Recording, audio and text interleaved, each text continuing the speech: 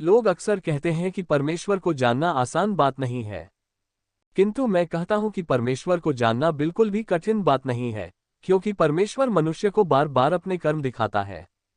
परमेश्वर ने कभी भी मनुष्य के साथ संवाद करना बंद नहीं किया है, और न ही उसने कभी अपने आप को मनुष्य से गुप्त रखा है, न उसने स्वयं को छिपाया है।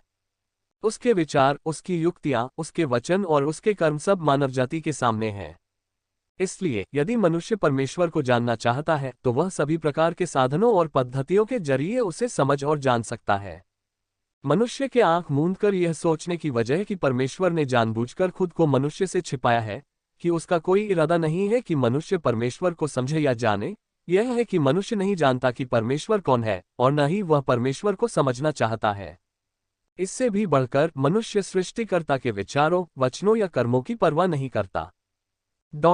सच कहूं तो यदि कोई व्यक्ति सृष्टिकर्ता के वचनों या कर्मों पर ध्यान केंद्रित करने और उन्हें समझने के लिए सिर्फ अपने खाली समय का उपयोग करे, और यदि वह सृष्टिकर्ता के विचारों और उसके हृदय की वाणी पर थोड़ा सा ध्यान दे, तो उसे यह महसूस करने में कठिनाई नहीं होगी कि सृष्टिकर्ता के विचार, वचन और कर्म दृष्टिगोचर और पारदर्शी हैं। इसी प्रकार यह महसूस करने में बस थोड़ा सा प्रयास लगेगा कि सृष्टिकर्ता हर समय मनुष्य के मध्य है, कि वह हमेशा मनुष्य और संपूर्ण सृष्टि के साथ वार्तालाप करता रहता है, वह प्रतिदिन नए कर्म कर रहा है। उसका सार और स्वभाव मनुष्य के साथ उसके संवाद में व्यक्त होते हैं। उसके विचार और युक्तियां पूरी तरह से उसके कर्मों में प्रकट होते हैं। वह हर समय मनुष्य के साथ रहता है और उसका अवलोकन करता है। वह खामोशी से अपने मौन वचनों के साथ मानव जाति और समूची सृष्टि से बोलता है, मैं स्वर्ग में हूं और मैं अपनी सृष्टि के मध्य हूं। मैं रखवाली कर रहा हूं, मैं इंतजार कर रहा हूं, मैं तुम्हारे साथ हूं। उसके हाथों में गर्मजोशी है और वे मजबूत हैं, उसके कदम हल्के हैं, उसकी आवाज कोमल और शिष्ट है, उसका स्वरूप समूची मानव जाति को आगोश में भरता हुआ हमारे पास से होकर गुजर जाता है और मुड़ जाता है, उसका मुख सुंदर और सौम्य है। वह कभी हमें छोड़कर नहीं गया, कभी विलुप्त नहीं हुआ। रात दिन वह मानव जाति का निरंतर साथी है, उसका साथ कभी नहीं छोड़ता। मनुष्यों के लिए उसकी समर्पित देखभाल, विशेष स्नेह, मनुष्य के लिए उसकी सच्ची चिंता और प्रेम उस समय धीरे धीरे प्रकट हुआ। सृजन के समय से ही परमेश्वर का स्वभाव उसके कार्य के साथ कदम से कदम मिलाता रहा है। यह मनुष्य से कभी भी छिपा हुआ नहीं रहा है, बल्कि मनुष्य के लिए पूरी तरह प्रचारित और स्पष्ट किया गया है। फिर भी समय बीतने के साथ मनुष्य का हृदय परमेश्वर से और भी अधिक दूर हो गया है, और जैसे जैसे मनुष्य की भ्रष्टता अधिक गहरी होती गई है, वैसे वैसे मनुष्य और परमेश्वर अधिकाधिक दूर होते गए हैं। धीरे धीरे परंतु निश्चित रूप से मनुष्य परमेश्वर की नजरों से ओझल हो गया है।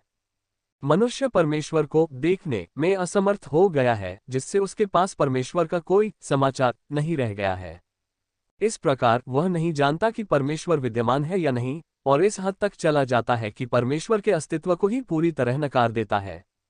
परिणाम स्वरूप परमेश्वर के स्वभाव और स्वरूप के बारे में मनुष्य की अबूझता इसलिए नहीं है क्योंकि परमेश्वर मनुष्य से छिपा हुआ है, बल्कि इसलिए है क्योंकि उसका हृदय परमेश्वर से विमुख हो गया है। हालांकि मनुष्य परमेश्वर में विश्वास करता है, फिर भी उसका हृदय परमेश्वर से रहित है, और वह अनजान है कि परमेश्वर से कैसे प्रेम करे, न ही वह परमेश्वर से प्रेम करना चाहता है, क्योंकि उसका हृदय कभी भी परमेश्वर के नजदीक नहीं आता है और वह हमेशा परमेश्वर से बचता है। परिणाम स्वरूप मनुष्य का हृदय परमेश्वर से दूर है। तो उसका हृदय कहाँ है? वास्तव में मनुष्य का हृदय कहीं गया नहीं है। इसे परमेश्वर को देने के बजाय या इसे परमेश्वर के देखने के लिए प्रकट करने के बजाय उसने इसे स्वयं के लिए रख लिया है। यह इस तथ्य के बावजूद है कि कुछ लोग प्रायः परमेश्वर से प्रार्थना करते और कहते हैं, हे परमेश्वर, मेरे हृदय पर दृष्टि डाल, जो मैं सोचता हूँ तू वह सब कुछ जानता है। और कुछ लोग तो परमेश्वर को अपने ऊपर दृष्टि डालने देने की सौगंध खाते हैं कि यदि वे अपनी सौगंध तोड़े तो उन्हें दंड दिया जाए। यद्यपि मनुष्य परमेश्वर को अपने हृदय के भीतर झांकने देता है, फिर भी इसका अर्थ यह नहीं है कि मनुष्य परमेश्वर के आयोजनों और व्यवस्थाओं को मानने में सक्षम है, न ही यह कि उसने अपना भाग्य और संभावनाएं और अपना सर्वस्व परमेश्वर के नियंत्रण के अधीन छोड़ दिया है। इस प्रकार तुम परमेश्वर के समक्ष चाहे जो सौगंध खाओ या चाहे जो घोषणा करो, परमेश्वर की नजरों में तुम्हारा हृदय अब भी उसके प्रति बंद है, क्योंकि तुम परमेश्वर को अपने हृदय के भीतर केवल झांकने देते हो, किंतु इसे नियंत्रित करने की अनुमति उसे नहीं देते हो। दूसरे शब्दों में, तुमने अपना हृदय परमेश्वर को थोड़ा भी दिया ही नहीं है, और केवल परमेश्वर को सुनाने के लिए अच्छे लगने वाले शब्द बोलते हो। इस बीच तुम अपने षड्यंत्रों, कुचक्रों और मंसूबों के साथ साथ अपने छल कपट से भरे नानाविध मंतव्य भी परमेश्वर से छिपा लेते हो, और तुम अपनी संभावनाओं और भाग्य को अपने हाथों में जकड़ लेते हो, इस गहरे डर से कि परमेश्वर उन्हें ले लेगा। इस प्रकार परमेश्वर कभी अपने प्रति मनुष्य की शुद्ध हृदयता नहीं देखता है। यद्यपि परमेश्वर मनुष्य के हृदय की गहराइयों को ध्यान से देखता है और देख सकता है कि मनुष्य अपने हृदय में क्या सोच रहा है और क्या करना चाहता है, और देख सकता है कि उसके हृदय के भीतर कौन सी चीजें रखी हैं, किंतु मनुष्य का हृदय परमेश्वर का नहीं है, उसने उसे परमेश्वर के नियंत्रण में नहीं सौंपा है। कहने का तात्पर्य है कि परमेश्वर को अवलोकन का अधिकार है, किंतु उसे नियंत्रण का अधिकार नहीं है। मनुष्य की व्यक्तिपरक चेतना में मनुष्य अपने आप को परमेश्वर की व्यवस्थाओं को सौंपना नहीं चाहता या न ही उसका ऐसा कोई इरादा है। मनुष्य ने न केवल स्वयं को परमेश्वर से बंद कर लिया है, बल्कि ऐसे भी लोग हैं जो एक मिथ्या धारणा बनाने और परमेश्वर का भरोसा प्राप्त करने और परमेश्वर की नजरों से अपना असली चेहरा छिपाने के लिए चिकनी चुपड़ी बातों और चापलूसी का उपयोग करके अपने हृदयों को ढंक लेने के तरीकों के बारे में सोचते हैं। परमेश्वर को देखने नहीं देने में उनका उद्देश्य परमेश्वर को यह जानने समझने नहीं देना है कि वे वास्तव में कैसे हैं। वे परमेश्वर को अपने हृदय देना नहीं चाहते, बल्कि उन्हें स्वयं के लिए रखना चाहते हैं। इसका निहितार्थ यह है कि मनुष्य जो करता है और वह जो चाहता है, उन सब का नियोजन, आकलन और निर्णय स्वयं मनुष्य द्वारा किया जाता है। उसे परमेश्वर की भागीदारी या हस्तक्षेप की आवश्यकता नहीं है, परमेश्वर के आयोजनों और व्यवस्थाओं की आवश्यकता तो और भी नहीं है।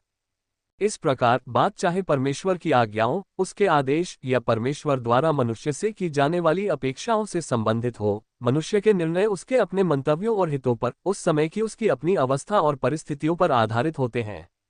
मनुष्य को जो मार्ग अपनाना चाहिए उसे परखने और चुनने के लिए वह अपने चिर परिचित ज्ञान और अंतर्दृष्टियों का और अपनी विचार शक्ति का उपयोग करता है, और परमेश्वर को हस्तक्षेप या नियंत्रण नहीं करने देता है। यही वह मनुष्य का हृदय है जिसे परमेश्वर देखता है।